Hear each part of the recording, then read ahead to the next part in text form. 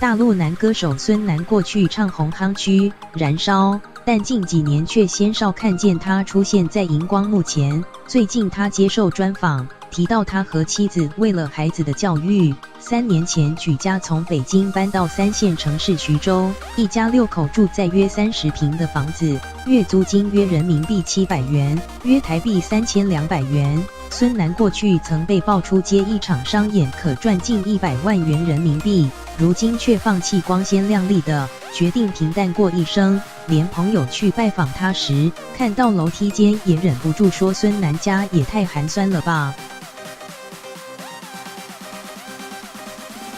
歌手孙楠2009年再婚，娶了高尔夫球节目主持人潘蔚。由于女方是第3次结婚，孙楠不仅要照顾与前妻所生的1对子女，再加上潘蔚与前夫生的女儿，以及2人婚后又生了1女，总共4个孩子。潘蔚婚后为了照顾4子女，只能辞职在家相夫教子。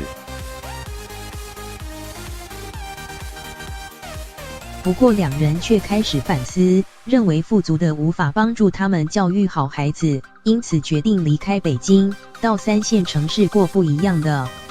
到了徐州后，夫妻俩决定让孩子们进入当地传统的文化学校。